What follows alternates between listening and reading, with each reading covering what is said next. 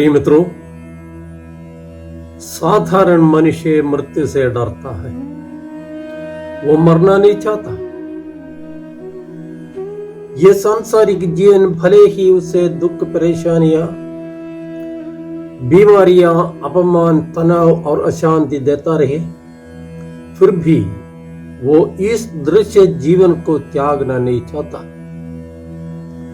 मृत्यु प्रकृति का एक नियम है, लेकिन मनुष्य इस नियम को पार करने या कम से कम उसे टाल देने का हर प्रयास करता रहता है। मृत्यु से डरने का मुख्य कारण मृत्यु के बाद क्या होगा इसकी अज्ञता है। कुछ लोग ऐसे भी हैं जो मरना चाहते हैं। ये दो प्रकार के लोग हैं। एक वे जो अनेक कारणों से इस संसार के जीवन से हताश हो चुके हैं, और दूसरे वे जिनके मन में ये गलत धारणा जोर से बिठाई गई है कि दूसरों का खून बहाते हुए मरने से सर्व सुख सुविधाओं का स्वर्ग निश्चित रूप से प्राप्त होगा। एक तीसरी किस्म के लोग भी हैं, जिनकी खोपड़ी में गलत देश प्रेम या जाति प्रेम या किसी भी खास आशय का प्रेम इतनी तीव्रता पा चुका है कि वे अपनी सामान्य बुद्धि या विवेक खो बैठे हैं। खेद की बात यह है कि ऐसे लोग अपने कर्मों के फल के बारे में सोचते या जानते नहीं है। आज का सुसमाचार पाठ हमको बताता है कि अंतिम न्याय विधि कैसे होगी। न्याय विधि का आधार है तुमने जीवन में क्या किया या नहीं किया। शरीर का सौंदर्य या संपत्ति की अपारता या बुद्धि की प्रखरता या मित्रों की असंख्यता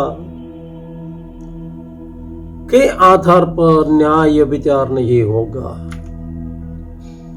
प्रभु साफ कहते हैं कि तुमने मेरे इन भाइयों में से किसी एक के लिए, चाहे वो कितना ही छोटा क्यों न हो, जो कुछ किया वो तुमने मेरे लिए ही किया। प्रभु आगे ये भी कहते हैं कि जो कुछ तुमने मेरे छोटे से छोटे भाइयों में से किसी एक के लिए नहीं किया, वो तुमने मेरे लिए भी नहीं किया। प्रभु चाहते हैं कि हम अपनी शक्ति और क्षमता के अनुसार जरूरतमंदों की सेवा और सहायता करें, तभी हम स्वर्ग राज्य के योग्य बन जाएंगे। आवश्यकता में पड़े लोगों को अनदेखा करना या उनके मन के रोदन को अनसुना करना प्रभु की दृष्टि में घोर पाप है। ऐसे लोगों के लिए स्वर्ग प्रवेश असंभव है। प्रभु की इच्छा पूरी करने वाले पुरस्कृत हो जाएंगे और उसको ठुकराने वाले दंडित किए जाएंगे। निर्गमन ग्रंथ अध्याय 20 में हम पढ़ते हैं कि ईश्वर की महिमा और प्रताप की झलक मात्र से इस्राएली जनता भयभीत होकर कांपने लगी। परम दयालु और करुणामय ईश्वर का रौद्र रूप न्याय के दिन प्रकट होगा। इस संबंध में नबी योएल कहते हैं कि प्रभु का दिन आ रहा है, वो निकट आ गया है, वो अंधकार और विषाद का दिन है, वो बादलों और अंधेरे का दिन है।